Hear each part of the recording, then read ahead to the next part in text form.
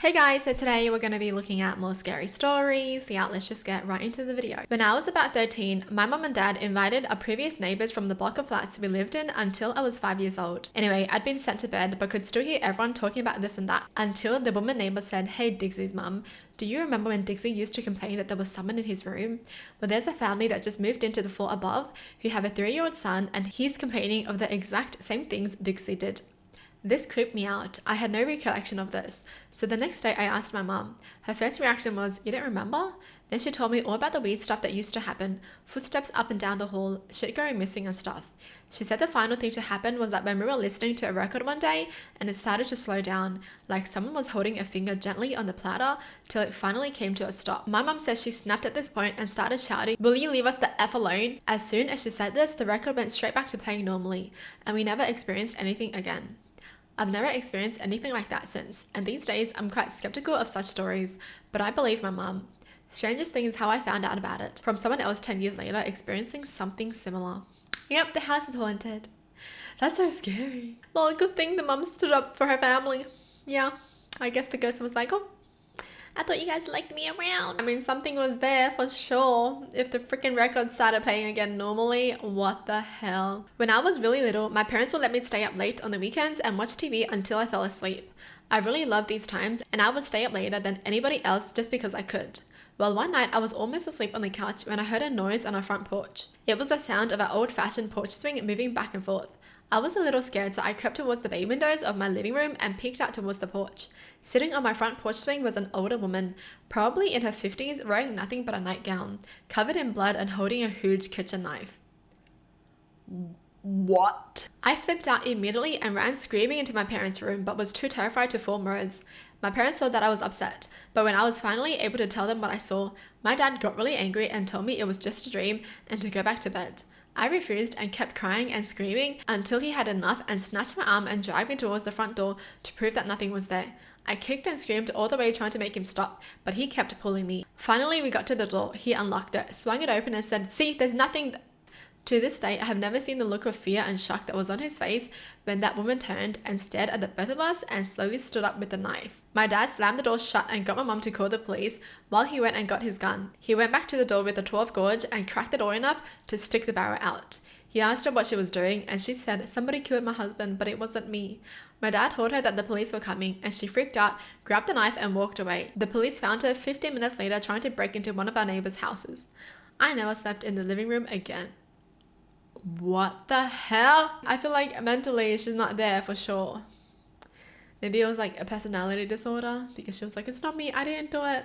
But the knife is in her hand. That's freaking scary. Oh, but there's an update. I just talked to my mum and she said they never really found out about the whole story, but apparently she was crazy and off her medication. Her and her husband got into a fight and she tried to attack him with a knife, but didn't seriously hurt him. When he got her out of the house, she cut herself with the knife, either trying to commit suicide or make it look like her husband did it. The police never talked to us about it, so that's just what they heard from the woman's neighbors. Whoa. So she was off her meds. Man, that's just sad. I feel like mental illnesses, it's always the worst when stories like this happen. Which is just so sad how something can just have complete control over your mind. My family has lived in rural Nebraska since they immigrated from Germany in the mid-1800s. Near the turn of the century, disease was pretty rampant in the homesteading area and it killed off members of almost every family. When someone died from the illness, time was of the essence in burying them as to not let the virus spread from the deceased to the living. This meant no wake periods. So an aunt of some unknown number of grades preceding her relationship to me dies of some disease and she gets buried in the family cemetery on the homestead. The dogs were very fond of her, so it wasn't too surprising that after the funeral, the 2 dogs stuck near the grave. The rest of the family began to think something of it when a week and a half later, the dogs were still visiting her grave almost constantly. But they just weren't at the grave. They were visibly distressed, frantic and often barking while there. This goes on for maybe 2 weeks when the family decides to check it out. They dig the casket up and open it. The deceased hair has all been pulled out. Her fingers are raw and bloody and mangled from wear on the inside of the casket door. They can see deep scratches in the wood. She was comatose when they buried her, and she came to while underground, probably spending her last 5 or so days alive in a buried casket. No! Yo, I'm pretty sure this is like everyone's biggest nightmare. Being buried alive? Oh my goodness. That is so sad. And her dogs knew. Her dogs were trying to get her out. Oh my gosh, that's so freaking sad. Oh my goodness, she must have been so terrified in there in the dark, in such a small space. You're locked up underground. I'm not sure how freaky it is since it's not paranormal or anything, but when I was about 7 years old, I went on a walk with my babysitter. We were walking back a mile or so to my house on a fairly busy road, and about halfway there she says we should play Simon Says. At first we walk faster, then skip, and then jog lightly. Then she says, Simon Says, run as fast as you can. Simon Says, turn here.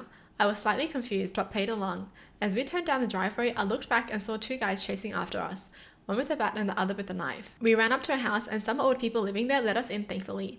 At the time, I didn't grasp how effed up it was that we were getting chased, and I still have no clue why they were. Wow, so the babysitter was just so calm and was like, yeah, don't freak out. Let's just play Simon Says. Yo, should definitely save them. For sure. Because I feel like if a kid was panicking and they were running, they would definitely trip over. This is a true story. Me and my roommate, we call him Steven, had a pretty big party for his 30th birthday. There's cakes, balloons, weed and booze. We were having a great time when one of Steven's friends tells him he'll give him $100 to go to the casino and gamble, but he has to go gamble with him.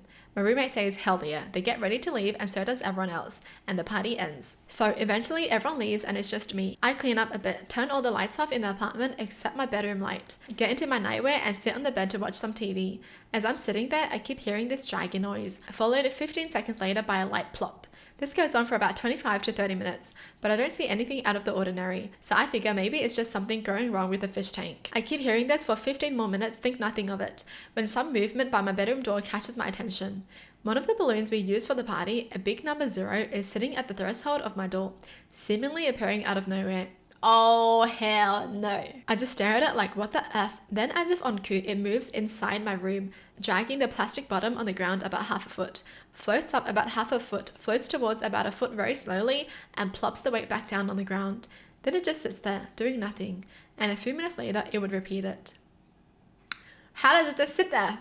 I mean, I thought it was floating. How does a balloon control itself like that? What? I would have just punched the balloon and popped it. Screw you. The balloon continues to move towards me and my bed until it plops right down at the edge of my bed and kind of leans in right in my face. I jumped up and backed the F up, searching for a logical explanation for what I observed. Yeah, I hope they freaking popped the balloon before they went to sleep again. Jeez, I don't want no haunted balloon in my room. No thanks. We have watched too many horror movies. No thank you. Well, that's it for the video. Hope you guys enjoyed. Tell me in the comments down below what your thoughts are. And as always, thanks for watching. Hope you guys liked it. And I'll see you guys next time. Bye!